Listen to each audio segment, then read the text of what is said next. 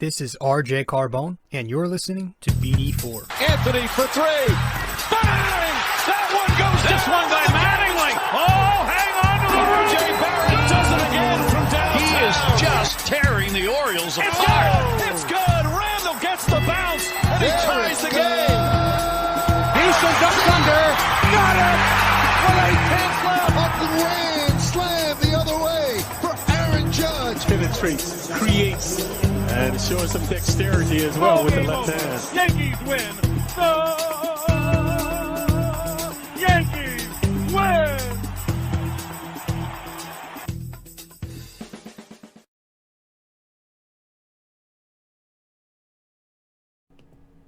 All right, what's going on, everybody? Welcome to the show. Welcome to episode 290 of BD4. We're getting up there. I hope everybody's having a good one today. As you are listening, it should be December 8th on a Wednesday morning. It's actually technically Wednesday morning as I record this, as it's late. The Knicks just finished up a late night game against the San Antonio Spurs in Texas. It started at 8:30.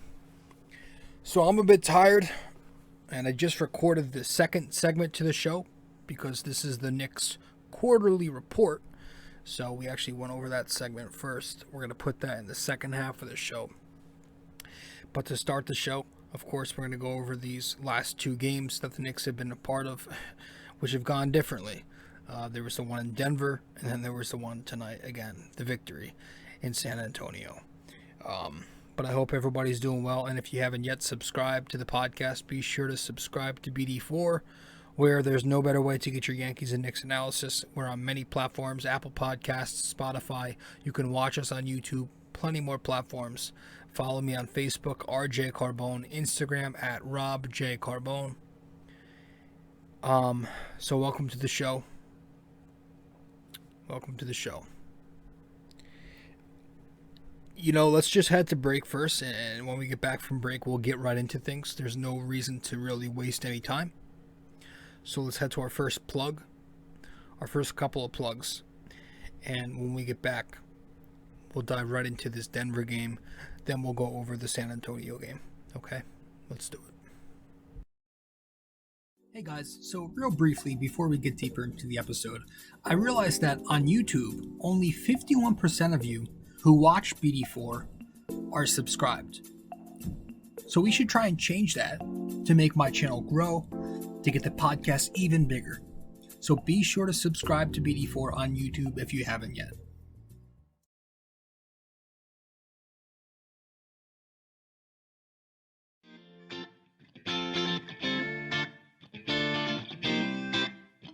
So if you guys want to follow me on social media, be sure to do so right now. I'm on Facebook at rjcarbone, and I'm also on Instagram at rjcarbone. Once again, if you want to find me on Facebook, that is rjcarbone. Instagram at robjcarbone.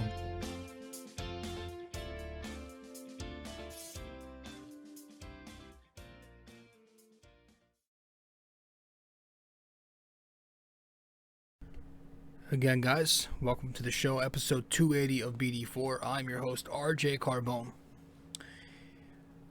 I'm sorry, episode 290 of BD4. This is the quarterly report, so we're going to be going over our progress reports in a bit. But first, we're going to recap the last two games the Knicks have been a part of. The Denver Nuggets game starting first. We'll briefly go over that since it's old news by now. And then we'll get into the Spurs game more recently. 1 second, let me just set everything up here. Make sure we're all set. Make sure we're not lagging or anything. Good.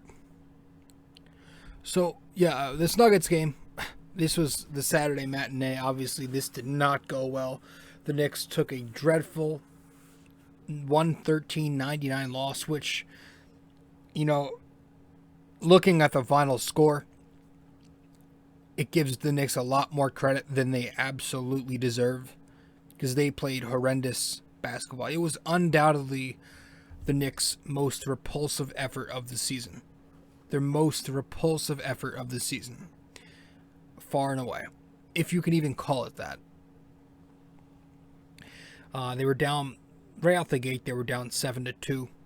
They were down by as many as 7 points in the first quarter. Entered the second down 5, but before you knew it, second half comes. The deficit grows to 15 midway through the second quarter. So the second quarter comes. The deficit grows to 15. Then the second half comes, and the game is over. By the third quarter, the game was over. Jokic starts to go off to cap off of his night. He sits the entire fourth, but the Knicks were down 30 points in the third quarter, I believe. So it was just the most, again, an abominable defensive effort. A repulsive performance. Everybody was missing their rotations. Nobody was getting back to play D. Nothing was going in offensively. Jokic, like I said, was so dominant in that third quarter, he didn't even need to play the fourth. The Nuggets won. The Knicks at the time fell below 500, and nobody is afraid of Madison Square Garden again, apparently. The Nuggets shot 47% on 43 three-point attempts. They scored 113 points, only needing 4 free throw makes. It was bad. Julius Randle had 24 points, 7 rebounds, 8 assists, shot 9 for 18. So the numbers looked like like he had a productive performance. Right? The offensive numbers looked nice. But watching the game, he made zero difference because of his absolutely unequivocally abominable defense. And we're going to get to that when we go over some film later in this episode, when we go over Randall's progress report. The amount of times he skipped his rotations,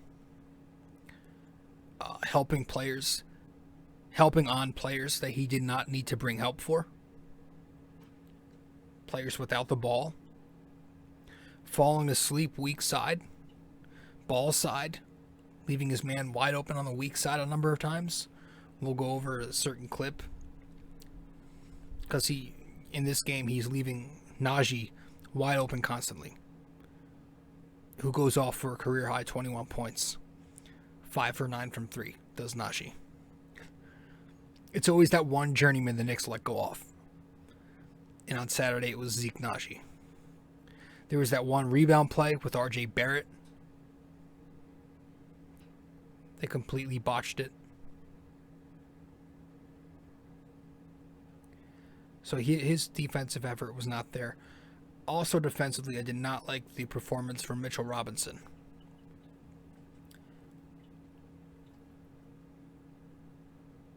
Mitch had 4 points, 6 rebounds, a steal, 2 blocks, but he was cooked on the defensive end by Jokic, who went for 32, 11, and 5 on 74%.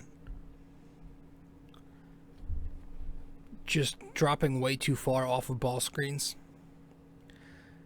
And like we're going to talk about later, doesn't have the mobility to make up for it anymore in this scheme. So he switches, but he can't ever recover and rotate back quick enough when the help doesn't arrive. You can really see this in the Chicago game and in this Denver game this past weekend. And it's really our entire big man rotation. Mitch, Taj, Noel, Sims, but we haven't seen much from him to get a true testament of his perimeter D. That struggles on the perimeter against those skilled bigs, right? Those stretch bigs, the bigs who can put the ball on the floor and are a bit crafty with it. They all, the physical ones, they give us a lot of issues every time. The bigger ones, it's tough. I really don't want to go on in terms of this game, but those were the two guys I really wanted to point out, because in the Nuggets loss, Randle as the star player was not a star, and Robinson is supposed to be that defensive anchor. He was not that. So those were the two guys I looked at. Nobody played well, don't get me wrong. Nobody really played well. But those two were the toughest to watch for me. After the game, Thibodeau said he was making more lineup changes were to come. I'm sitting there thinking, does this mean, rotation changes or schematic adjustments? Possibly both. I'm thinking, maybe we get something exciting like Derrick Rose over Burks, an actual point guard to start. Or maybe, something exciting like Jericho Sims over Mitchell Robinson. Maybe over Noel off the bench. Sims has played great. That one game he played really good. Was it Chicago? When he saw extended minutes? Is it going to be Barrett to the bench? People were speculating about that because, Tibbs has been tough on him in pressers. He sits him in the fourth quarter often. Is Knox going to be a part of the rotation, being that he's been in the last couple of blowout games? But it ends up being, and what we see tonight, pretty exciting news, huh? When Noel gets to start over Robinson. Yeah, it was nothing. But we'll get to that. We'll get to this Knicks Spurs victory. 121-109. The Knicks pick up the victory. Let's talk about that. Before we do, let's get to our plug.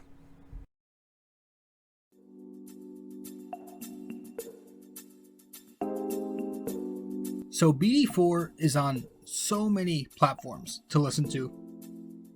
You can listen to us on Apple Podcasts, Google Podcasts, SoundCloud. You can listen to us on Spotify.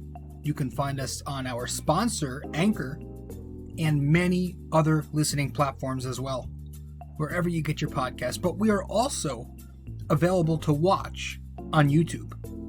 So if you want to watch us on YouTube, go subscribe there. But if you prefer to listen to us, again, many listening platforms. Just be sure to subscribe, download, give us a rating, a review, comment, share the podcast, and all that fun stuff. This is BD4, where there's no better way to get your Yankees and Knicks analysis.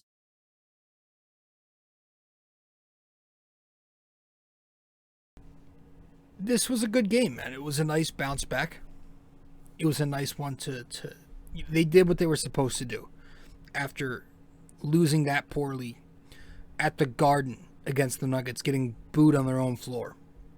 The Knicks doing a nice job bouncing back the way they're supposed to against Popovich's Spurs in Texas.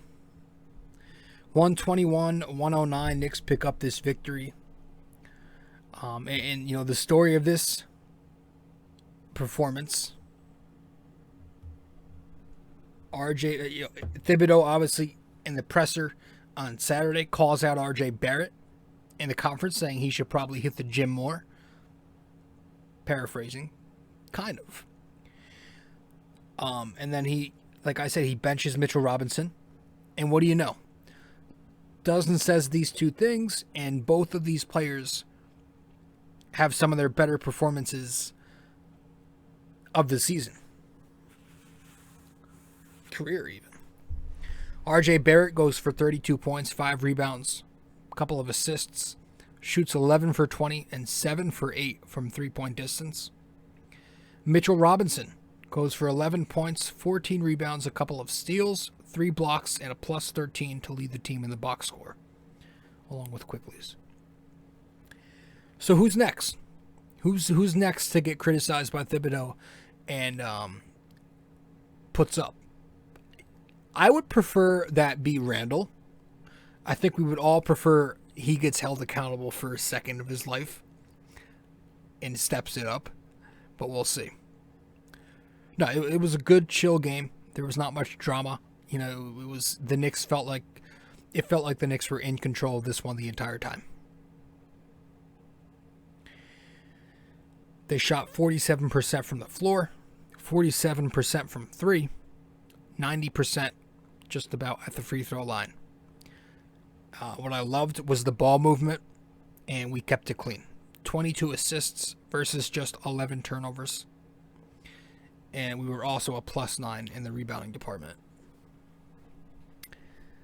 First quarter, you could see right away the Knicks were there. Their energy was there. The pacing was better out the gate.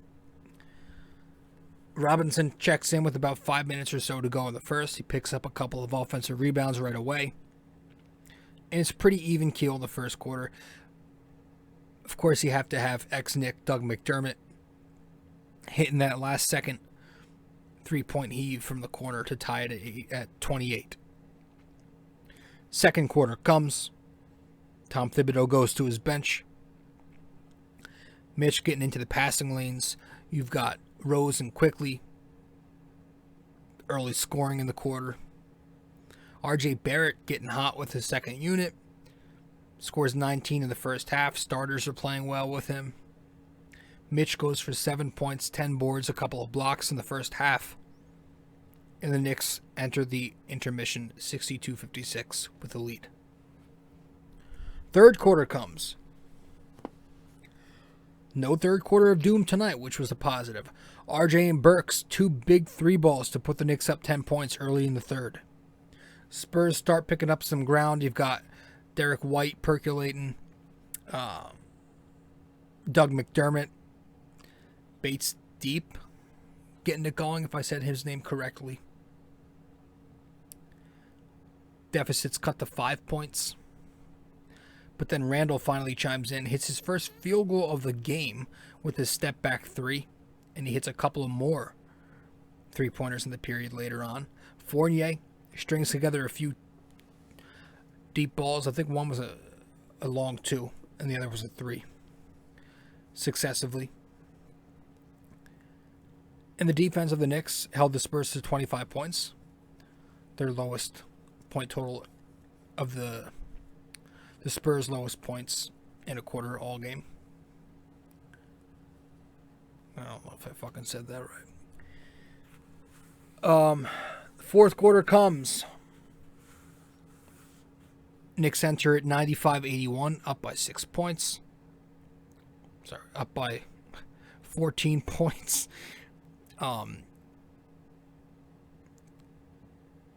IQ drills a big triple.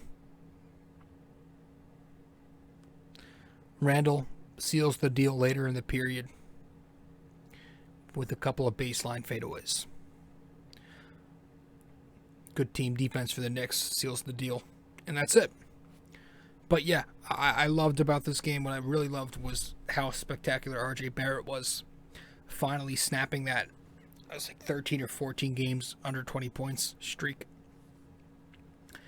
Tibbs really made an effort to get him involved early on. You could see that. Got a lot of touches. Got him out in transition more. Ran him with his second unit some more. He attacked and finished nicely. But of course, it was the 7 for 8 3-point sniping. He was stepping into his shots in rhythm. The Spurs obviously read the reports how he was missing wide open threes during this slump. But RJ made them pay. He was great. Julius Randle, now he had 15 points. Didn't do a ton of scoring, but I was satisfied with his performance. You know, I was very happy that he goes for 15, 7, 8 assists. I don't know if it was 8 assists or 7. ESPN has 7, NBA has 8. But he was a +7, and I liked the way he played. He deferred tonight, especially early on in the first half. He only had 2 shot attempts. He deferred. He let RJ cook. He was making quick decisions. Wasn't holding the ball in his hand. You know, a low turnover count for Julius tonight. He played within the flow of the offense. He hit guys in the right pocket. A lot of hockey assists for Julius tonight. Didn't force anything.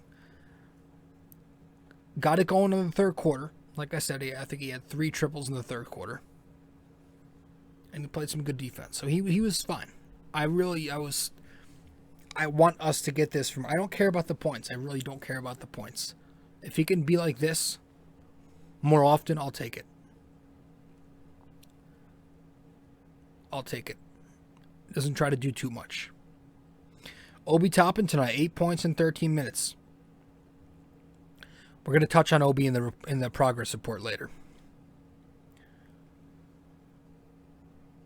He was getting the ball in the post.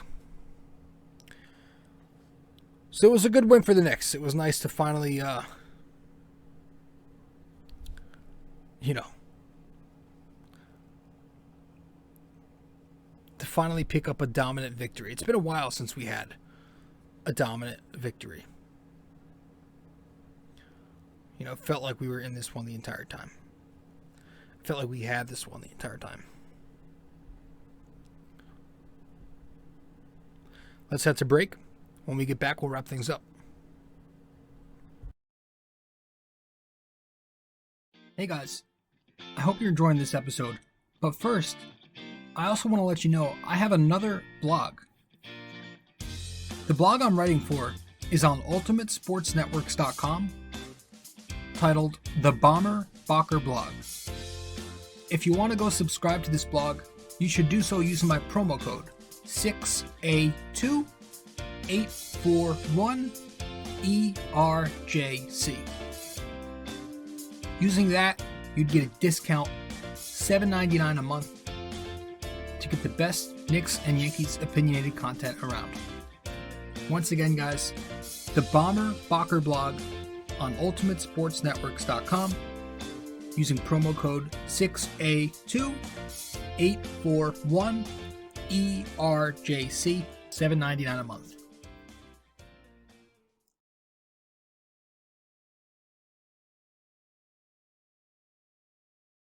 A custom wall tapestry is a surefire way to uplift any room's aesthetics with a personal touch. This 100% polyester wall tapestry comes with hemmed edges for extra durability, while its mildew and water-resistant properties ensure years' worth of decorating bliss. The advanced tapestry printing techniques guarantee crisp detail even for the craziest of designs in any of the multiple size choices. You can select a size of 26 by 36 inches, 51 by 60, 68 by 80, and 88 by 104. These wall tapestries usually ship in 7 to 10 business days, and the price ranges from $24.99 to $69.99, all dependent on the size you select. The Bomber Bacher Blog wall tapestries come in orange, gray, and black. But most importantly, be sure when purchasing a wall tapestry for the Bomber Bacher Blog that you use promo code 6A2841ERJC. 6A2841ERJC. Just go to ultimatesportsnetworks.com and click on the Shop MVP tab, searching the Bomber Bacher Blog. And there you have it.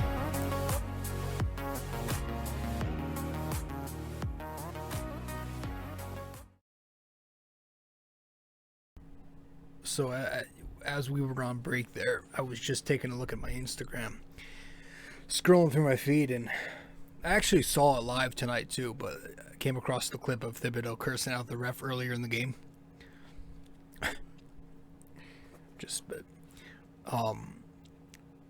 Give him the F-bomb about not calling any fouls.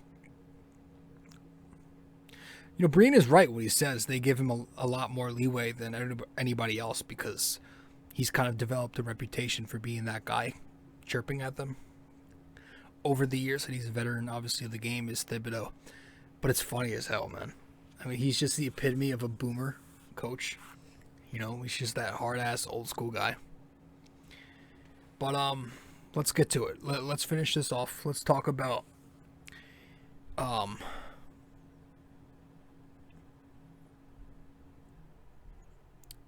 I wanted to bring up the fire sale that Indiana is having, because we play them today as you're listening tonight. And the Pacers are planning on fire selling. From what I'm hearing, they're planning on doing a fire sale. From LeVert to Sabonis to, you know, everybody's prized possession here, Miles Turner. Now, hold on, I'm fucking lagging. All right, so we were just talking about Miles Turner. I'm actually picking this podcast up the next day.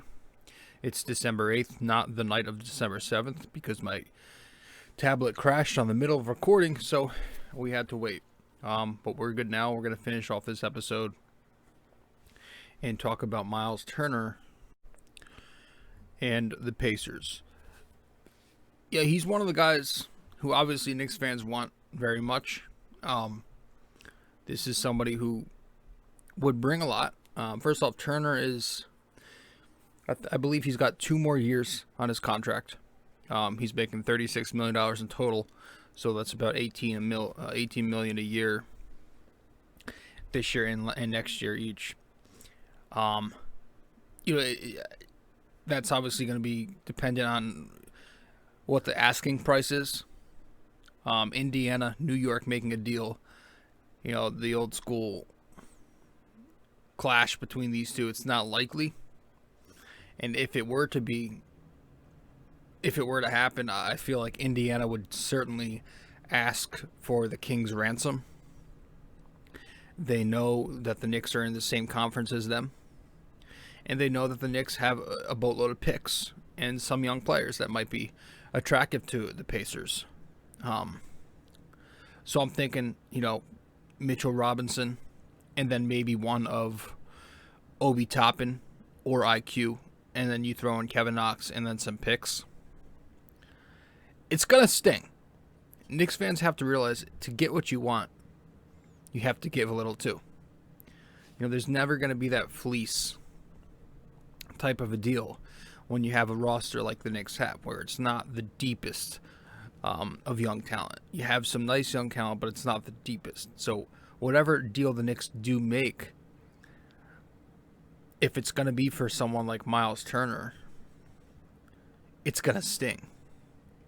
And I'm not saying I jump on it. I would have to think about something like that. Right? He's been great. He's been huge. And, with Julius playing the way he is, you never know. And IQ seems like he could be a really, really good scoring guard in this league. Whether that's starting or off the bench. But, yeah, if I'm Leon Rose, I think you at least have to pick up the phone, dial, and see what's up. Right? The Knicks take on the Pacers tonight. But I just thought I'd make that clear that I would definitely at least check it out. Miles Turner is a stretch 5 who can also protect the rim. Right? He's much like Robinson defensively, where he's going to pick up blocks and he's going to alter shots, and he's able to defend pick and roll and the low post. But he's not the greatest of rebounders. But what differentiates him from Robinson is he can shoot the 3. And that's huge to me. So that's my take there on Miles Turner and everything that's going on in Indiana. Now, that's it for this segment of the show. But we're going to switch over to my, the progress reports that I handed out. We did a little bit of a quarterly report. We're about a little more than a quarter of the way through. This is a little bit more than 25% of the season, but whatever. We went over some grades. We graded the team as a unit. We also graded the individuals on the team. So let's get to that segment of the show, and then we'll wrap it up from there. All right, so we're gonna get to Kemba first. We'll start with the starting lineup. The initial starting lineup of the season.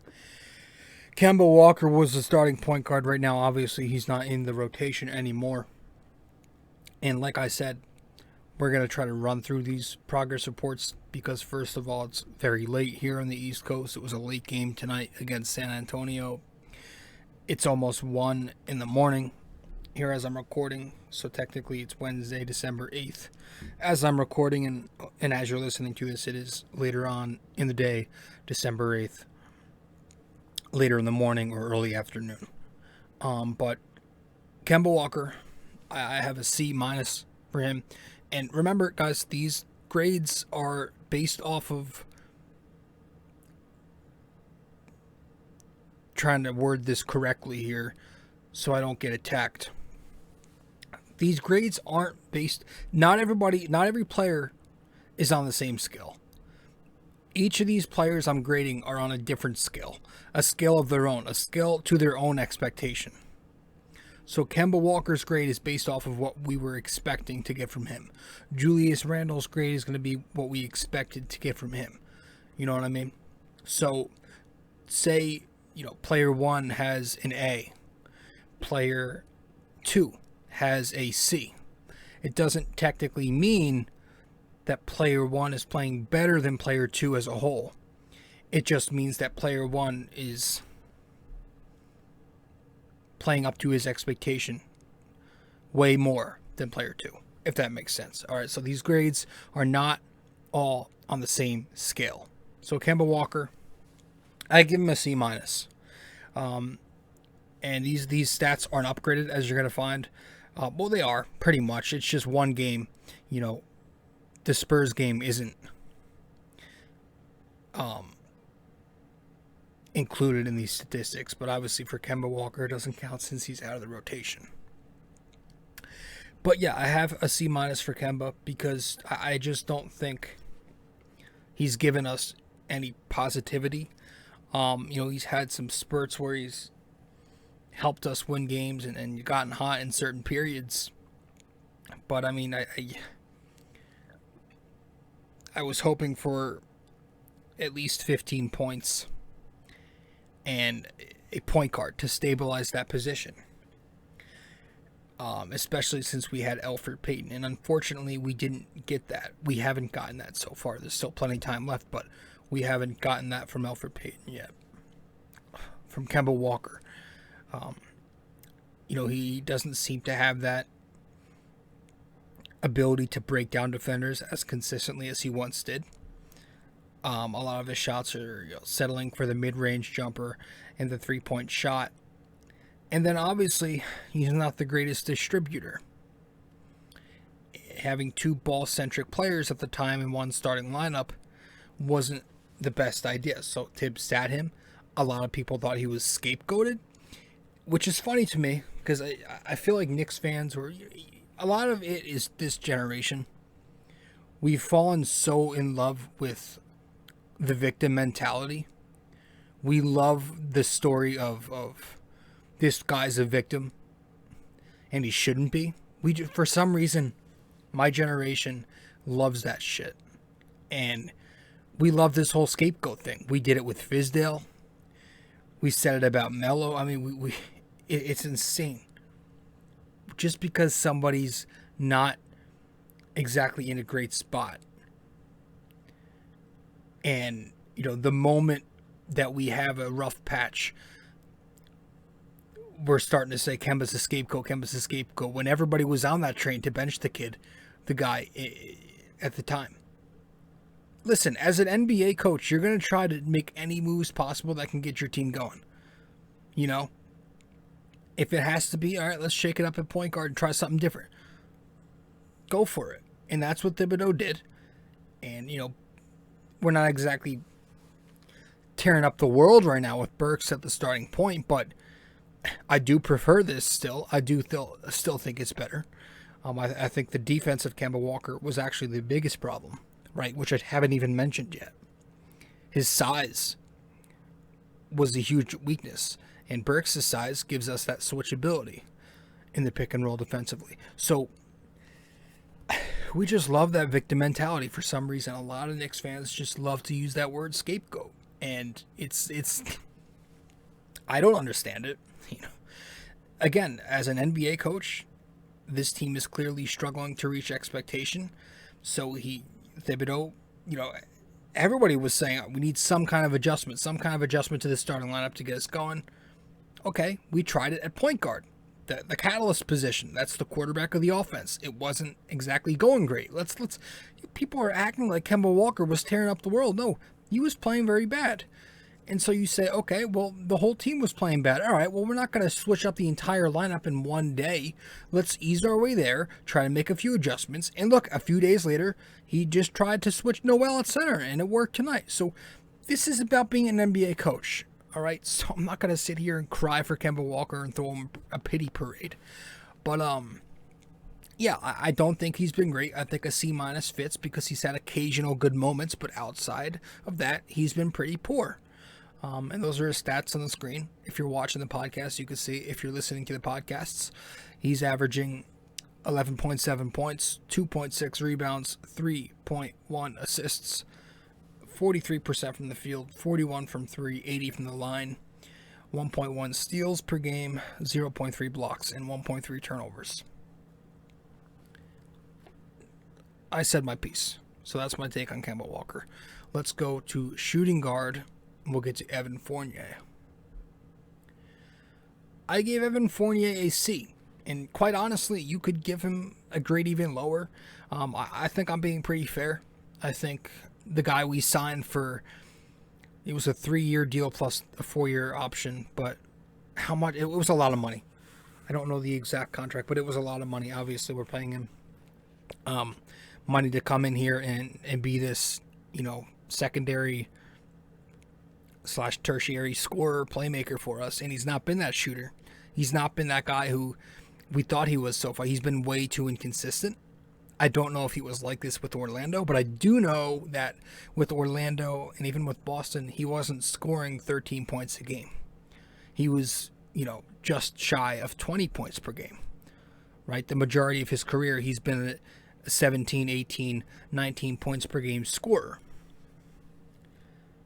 That's, he's probably averaging a career low right now, at least his lowest since he came into the league. I'd have to check.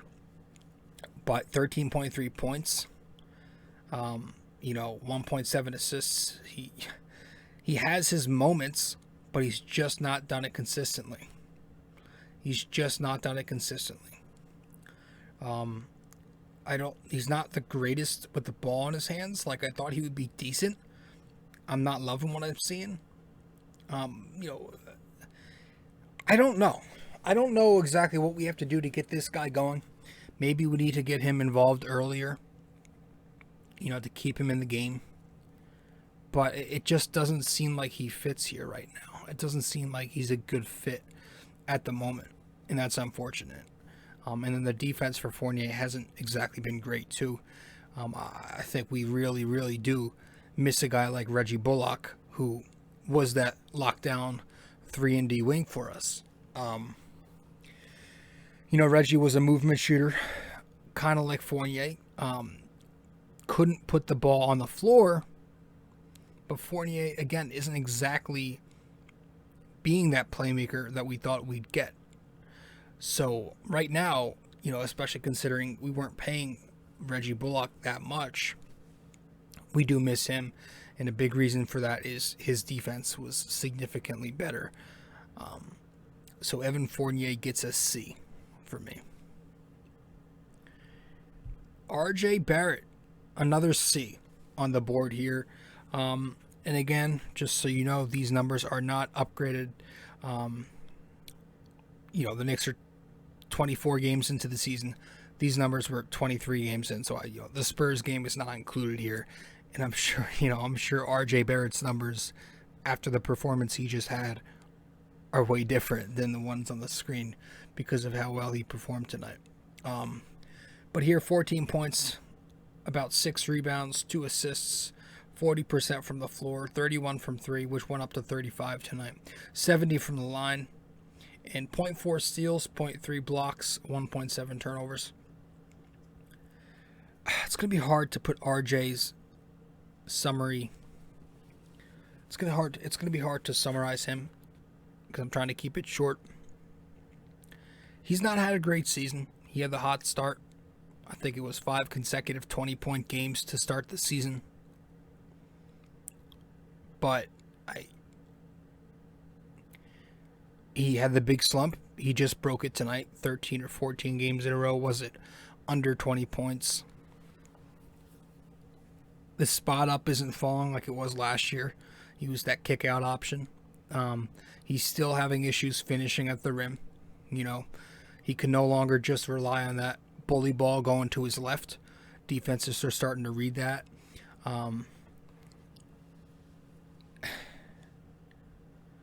He's not, very athletic.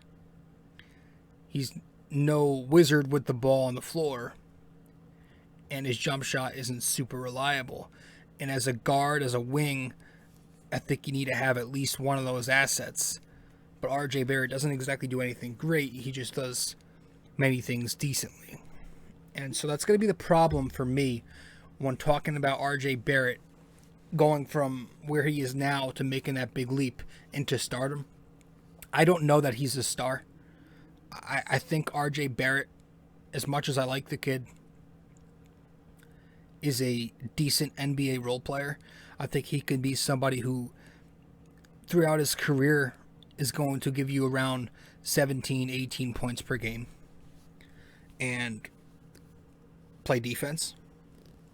Which his defense this season hasn't exactly been what we were hoping. You know, he went into the year with hopes to become a defensive, an all-defensive first-team guy. Not working out that way yet. And, you know, there's still time. You know, but he has issues ball watching. His help defense is not the greatest. His on-ball 1v1 defense is pretty decent. But still, altogether, he has not put it together completely. But offensively, he's got work to do. He's got to find a go-to move. Hopefully, tonight's game kind of got him going. You know, he was drilling him from three. And again, you know, this isn't just on him. I feel like Thibodeau can get him involved more if we run him in some more half-court sets, or if we run him with his second unit more, he can get going in full court and transition more, which he's great. It opens up the floor for everybody else when RJ is going on the break. So, yeah, I think it's a little both. It's a little scheme. It's a little RJ himself having to figure it out. But so far this season, you know, we were expecting an even bigger leap from year 2 to year 3. Haven't gotten that at all. He's regressed. And his numbers, you know, statistically, they are just as similar, if not worse, to his rookie numbers. RJ Barrett gets a C. Julius Randle. Okay. This is also going to be hard to summarize into a quick, you know, quick little summary here. Okay. Fucking Julius Randle. A C-. You know, he's playing well below his expectation. After the spectacular season he had last year, he is most definitely not doing that this year. It's more like the 2019 Fizdale Miller Randle that we're getting. He's not making those quick decisions as much. His conditioning was so much better last year than it was in 2019. But this year it seems like he's not really making those hustle plays as much. And he's not getting back on defense after a turnover. You know, he's not making those excellent rim reads. That mid-range fadeaway isn't as automatic as it was. That three-point shot is not falling like it was. You know, so some of it's just bad luck. You know, he was benefited to some really, really tough shot making last season, but those same tough shots are just not falling this year. But here's the thing, when he's not on, when he's not shooting well, he's not consistently doing what he did last year. Last year when Randle wasn't exactly shooting great, and it wasn't often because he was always shooting great, but when he wasn't, he was getting his teammates involved. He was picking up assists. He was aggressive on the boards. He was playing great defense, boxing out. This year he's not exactly doing that. He isn't box out hard. He's not running back in transition, and his defense has been very porous at times. And I want to get to that. I want to get to Randle's defense because I have a few plays of late I want to, real briefly break down. I actually did already. So I'm going to switch to that slide. It's from earlier today. I was breaking down a couple of possessions where Randall has just completely taken off and fallen asleep on. And I just wanted to point out a few things. So we're going to switch to that slide. Play it. And we'll get back to this in a second.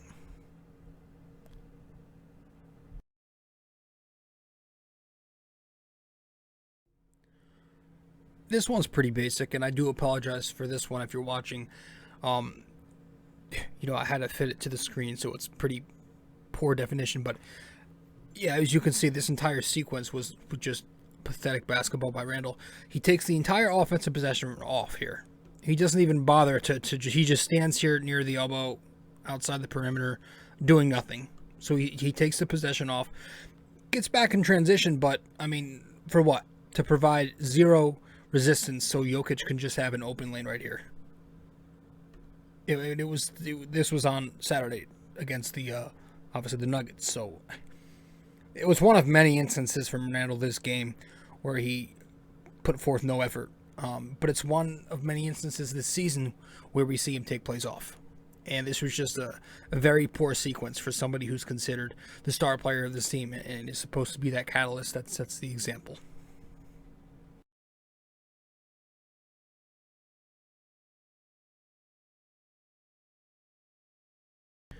So that was from the Denver game. That was from the Denver game, that first clip right there that we just went over. Just absolutely pathetic. I saw that play live, and I thought I thought I was watching a replay. I did. I just completely slow-mo on that offensive set. Granted, I was distracted, looking at my tablet screen while watching the game because I was so disinterested. But I honestly thought it was a replay. He was moving so slow.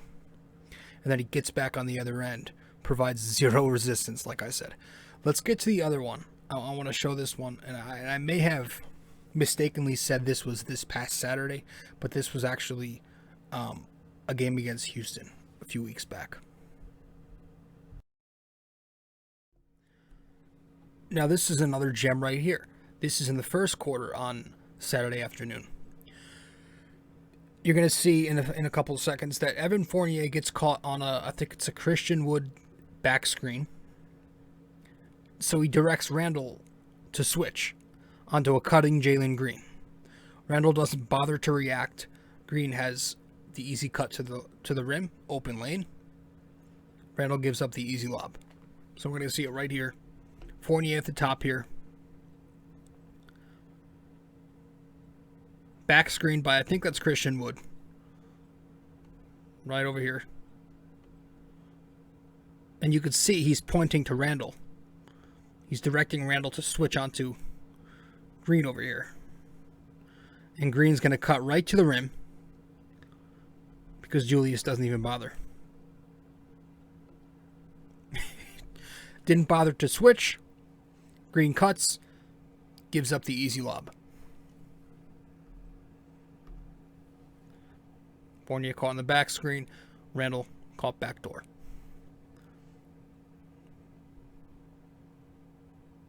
One more time. Back screen.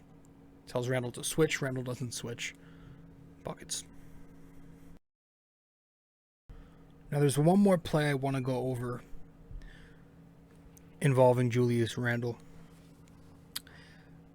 And it's another game from recent memory. I think this is actually another highlight from low light from the Denver Nuggets game. Where it's either the Denver Nuggets game or another highlight from the Houston Rockets game. But I want to show you it real quick. Let's get to it.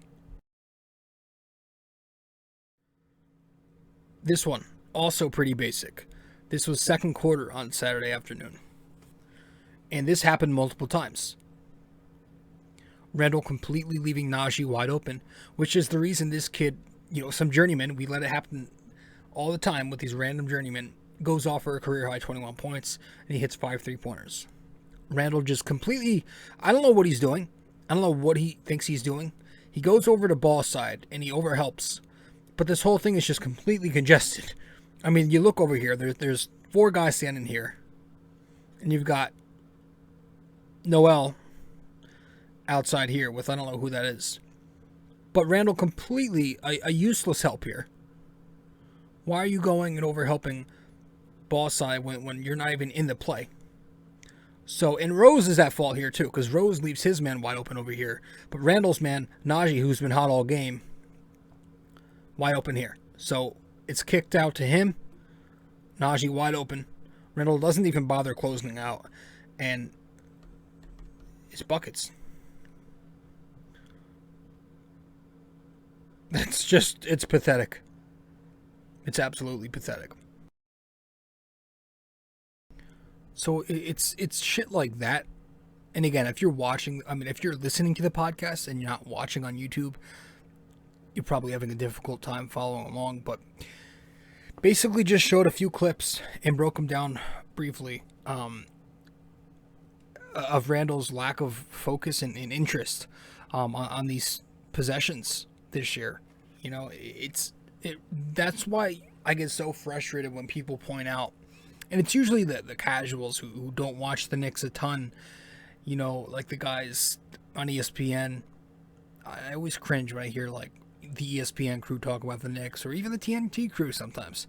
I always hate when they mention Randall's 20, 10, and 5, right? He's leading the team in points, rebounds, assists. Sure. But how great is that when it comes on efficiency? That's not very great in terms of his percentages across the board. And on top of that, it's not enough to mitigate his tremendous defensive deficiencies. We only want to look at the things we like. We have to put it all together. And you look at Randall's total package this season, he's not been a winning impact player. He's been way too Jekyll and Hyde. I'm not being tough on him. I'm just spitting the truth. This is the guy they paid $30 million a year, and the contract hasn't even started yet, right? He's not performing close to what he was performing like last year. So I give him a C-. On his own scale, he gets the C-. To round out the starting 5, or I guess not anymore because he got benched tonight, Mitchell Robinson, the starting center for most of this season, he got a C+ from me so far, a quarter of the way through. He gets a C+.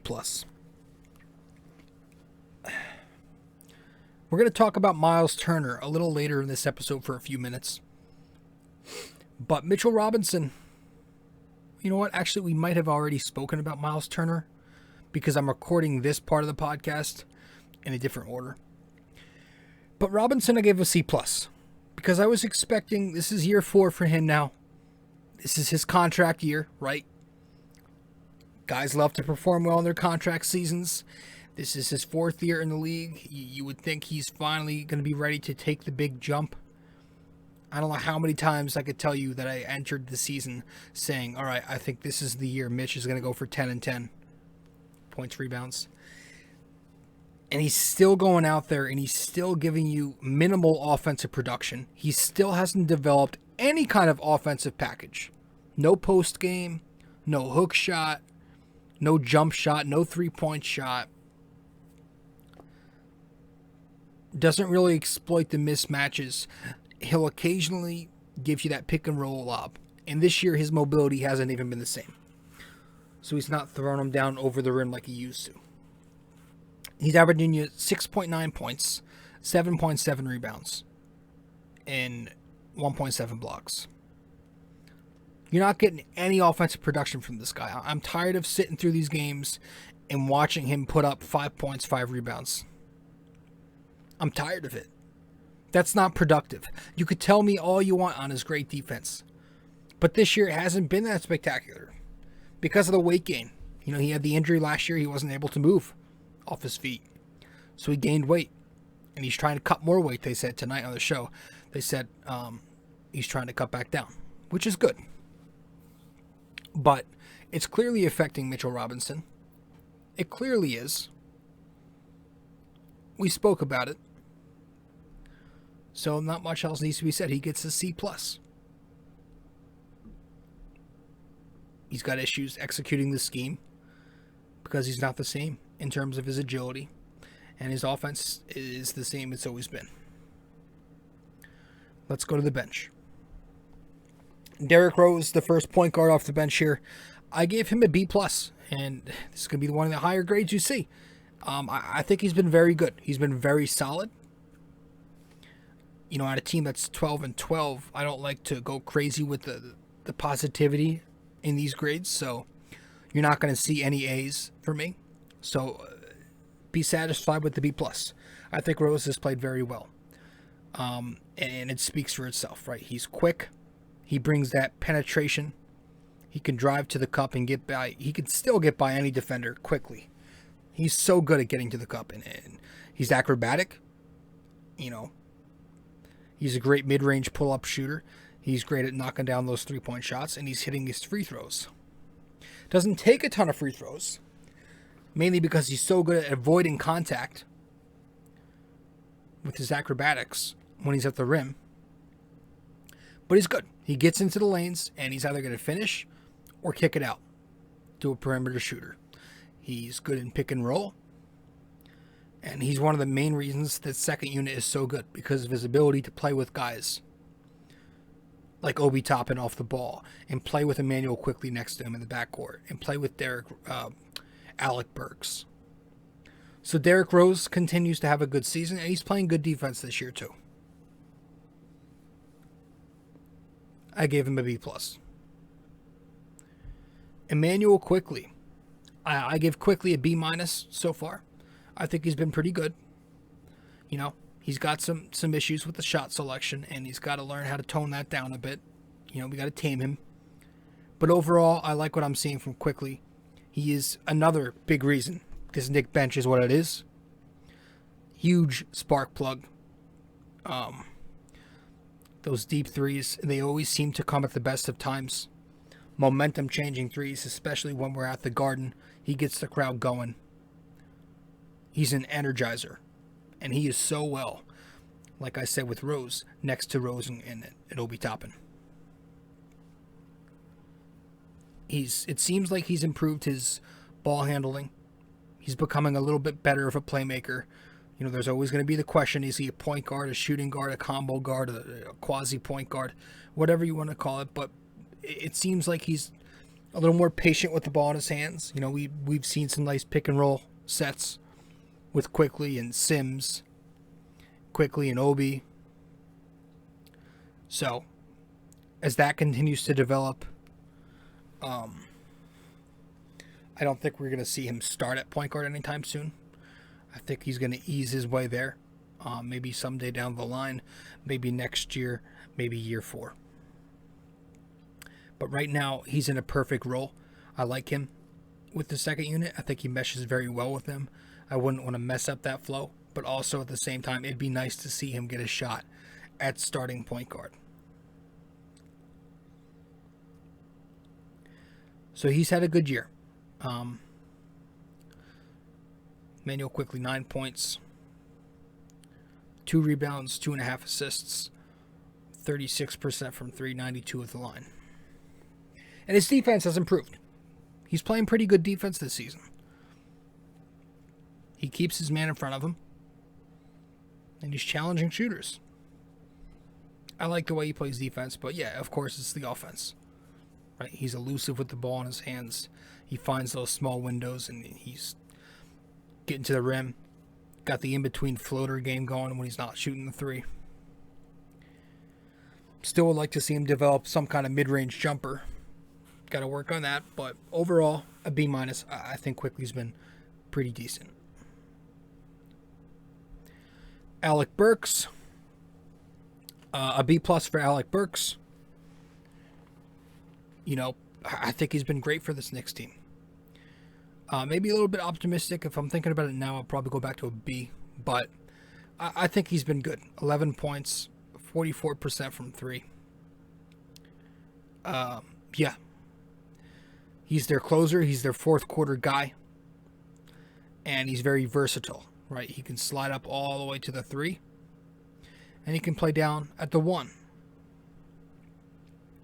He plays off the ball, create his own shot. And if you need him to be that secondary playmaker, which he's doing right now in place of Kemba, he can do that too. He's playing good defense. He's a quiet veteran who shows up every night and plays hard. So Alec Burks is solid B+. Obi Toppin, there's not much you could say about Obi this year that's bad. He's done so much good for this team, and that's why I have him at a B+.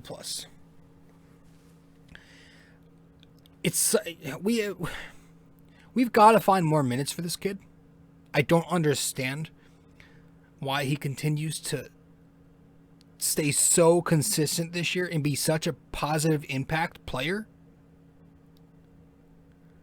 By the way, that's supposed to be 1.0 assists per game and not 1 slash, if you're watching. But he's playing so well. He's such a good threat on the floor. Anytime you look up, he's in the open court ready to throw down a dunk. And he's throwing down at least 3-4 dunks a game. He's averaging 8 points, and I think he's playing, 15 minutes?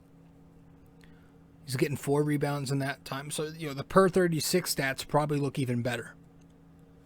And, obviously they don't take into account endurance. But you have to think, you give this kid more time, he could score in double figures. He can rebound you 6. He's been really good, and he doesn't need the ball to play well. He's so good off the ball, finding those open pockets to cut. Rim rolling in the P&R. And he's so great in transition. He's an energizer, just like Emmanuel Quickley is with those deep 3 balls. Obi is with those dunks in the open court. The defense has improved.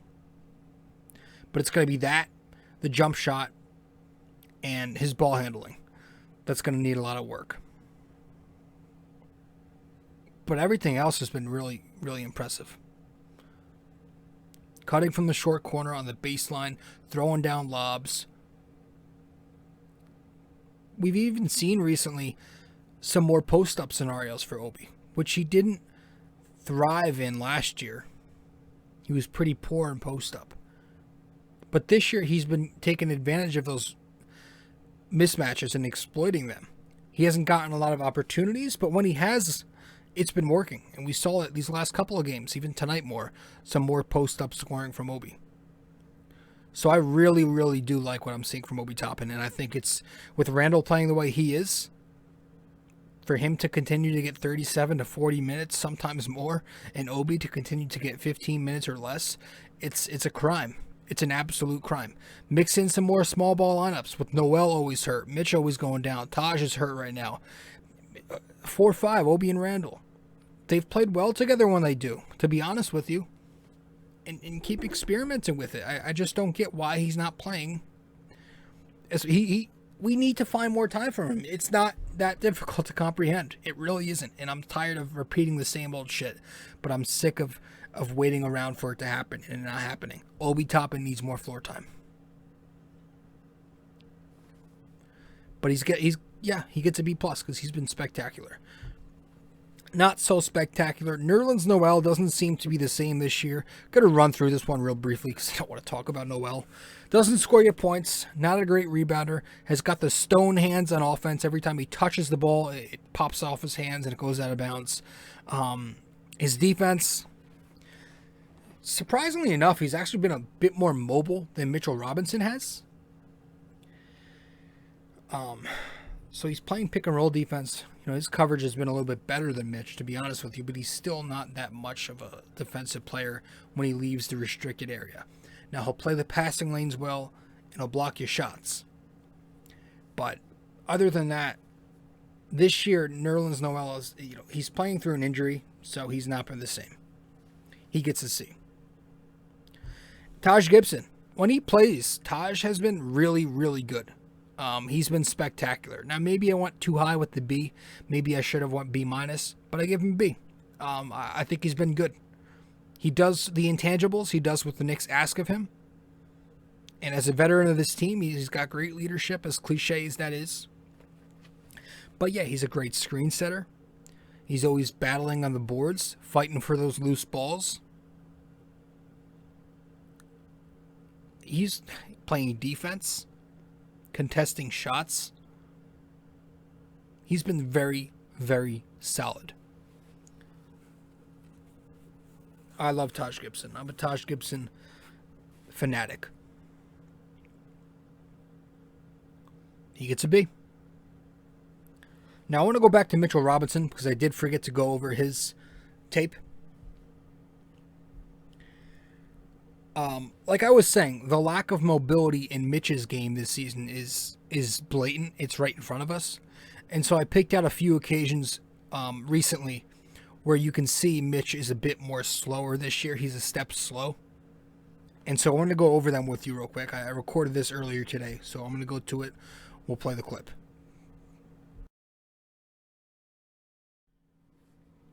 Alright, so we're going to try to get through this one. These are kind of hard to do because I have to multitask and I'm using a few different apps, but I want to display this example of Mitchell Robinson's defense and sort of just explaining what I've been saying about how he's slow to get back out.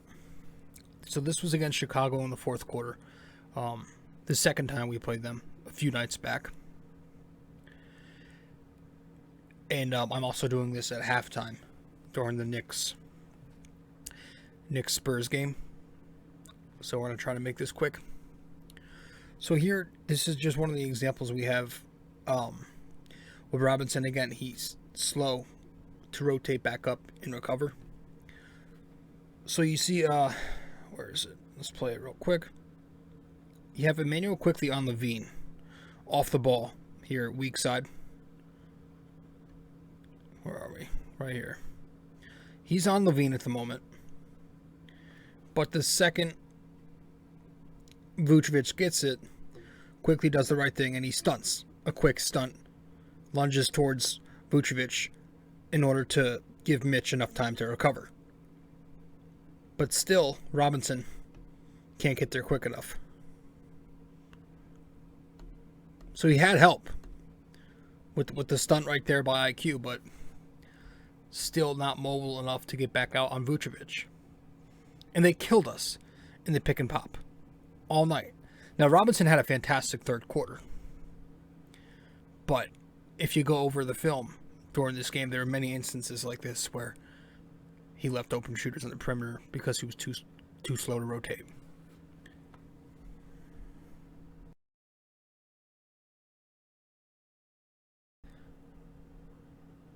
I want to go over to the next slide, the next clip too. I just have one more clip I want to show you on Mitchell Robinson's defense. So let's get to that and we'll get right back to the show. So in this clip, you've got Alex Caruso at the top of the key going around a double screen. He kicks the ball out to Lonzo Ball off the double screen. Ball kicks it to, what's the kid's name? Number 12, Ayo? Not even going to attempt to pronounce his entire name. Number 12 drives baseline. Quickly's beat on his closeout, and you're going to see Mitch not there to help at the rim, resulting in an easy basket. So here's Caruso up top.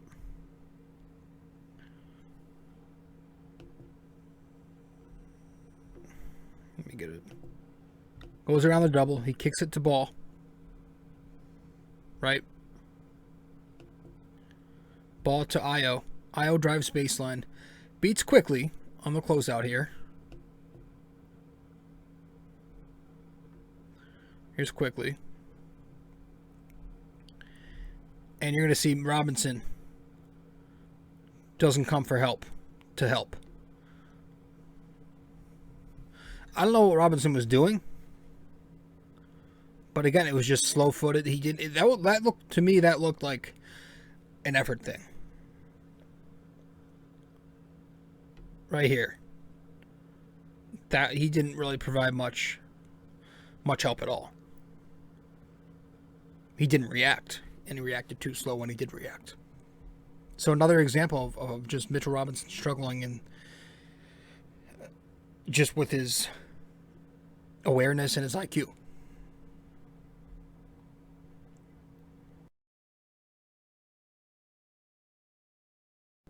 And we could also, while we're here, give the grade to the Knicks team as a whole.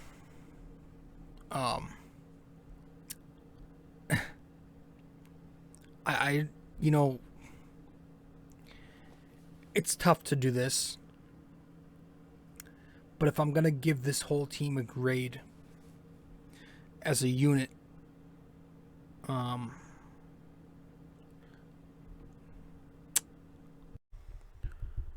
so the Knicks as a unit, actually, this segment of the show is the next day because my laptop crashed on me. This podcast is gonna be one giant mess. There are so many segments I had to piece together because of how it crashed and everything. But now that we went over everybody else, I think I give the Knicks a C or a C plus. But I'm gonna land in the C. I'll go C plus. I'll be nice. I'll say C plus to their expectation. They've been playing like a C plus team to their expectation. I think first off, you know, I just want to briefly run through this. I don't want to go on forever because I want to try to get this podcast out before this Indiana game tonight. You know, you look at this team as a whole, they're obviously just not the same. The intensity's not there as consistently as it was, right? That effort's just not consistent. Last year, even when we didn't play smart, right? You always hear that term, play smart, not hard. But last year, even when we didn't play smart, we played hard, and that bailed us out of a lot of games that we usually would have lost. We always had that to lean on. But it seems like this season with the Knicks, the game plan hasn't always been smart, and on top of that, we aren't nearly playing as hard. You know, look at our defensive woes. You know, when the opposing offense drives, we're over helping in the paint.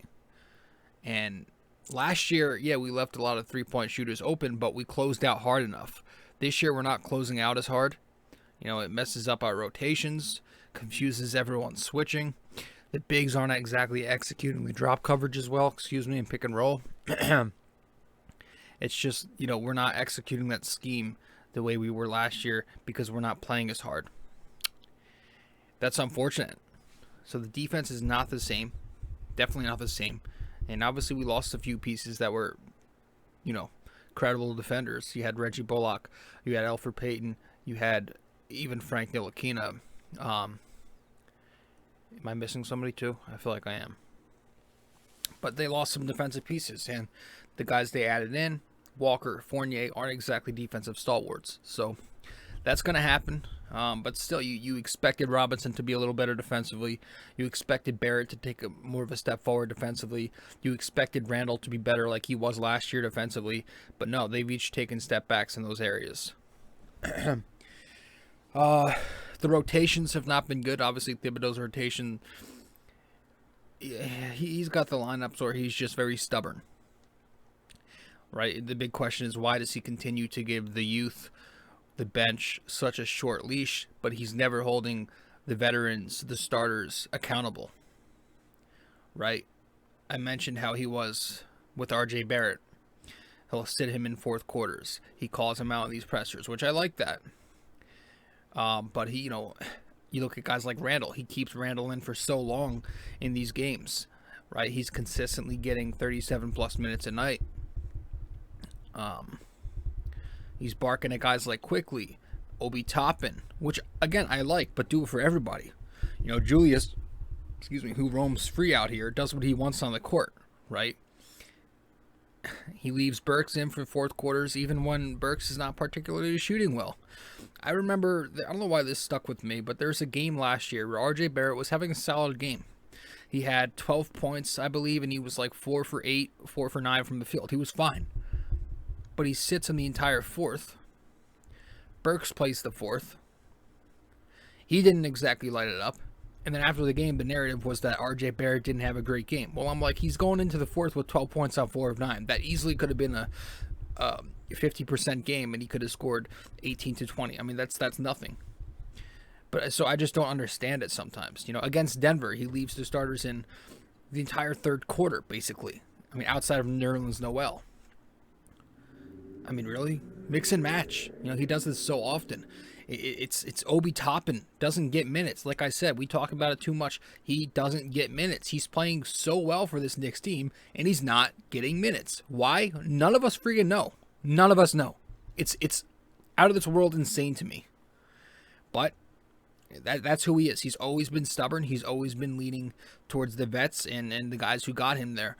But he's just not holding them accountable. And that's one thing this Knicks coaching regime has struggled with, you know, no matter who we had at the helm. It seems like these guys are never held accountable. I don't understand if maybe it's more of a front office thing.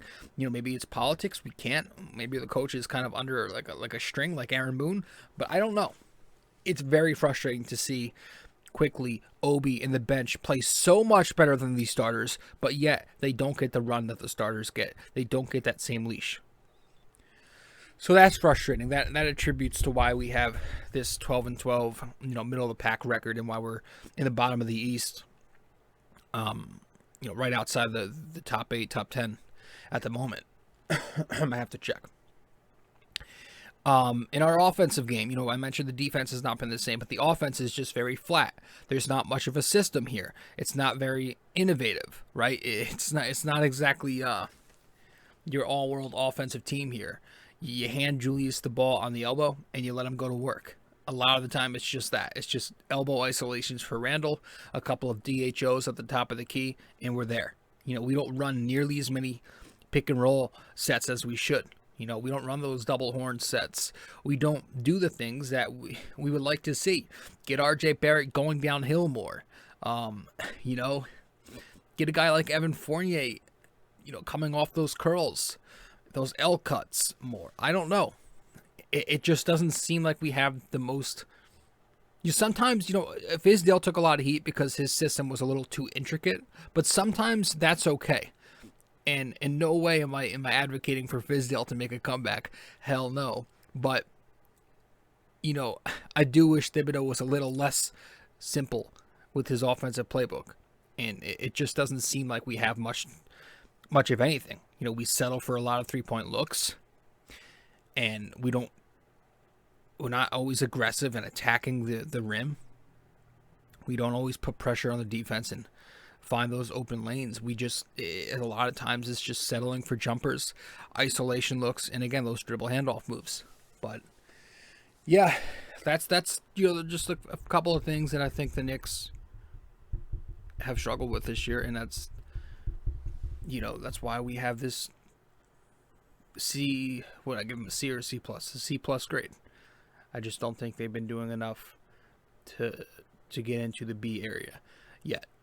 Still plenty of time, right? But that's my take on this Knicks team right now.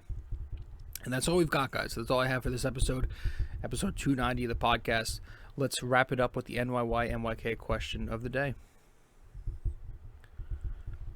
So, episode 290, our NYY-NYK question of the day. True or false? Of the 2 times the Knicks won 60 regular season games, they failed to win the finals in each of those years. Is that true or false? So message me this answer if you know it, whether that be on Facebook or Instagram, and I'll give you a shout out in the next podcast episode. But that's all I've got, guys. Episode 290 in the books.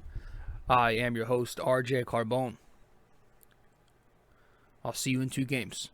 All right, we got the Pacers tonight, and I forget who we have after that, but I'll see you in that game. And don't forget, if you haven't yet subscribed to BD4, where there's no better way to get your Yankees and Knicks analysis, you can do that right now. Apple Podcasts, Spotify, SoundCloud. You can watch us on YouTube, plenty more platforms. Follow me on Facebook, RJ Carbone. Instagram, @RobJCarbone. All right, guys. Thanks for stopping by. And I'll see you in the next one. All right. Ciao.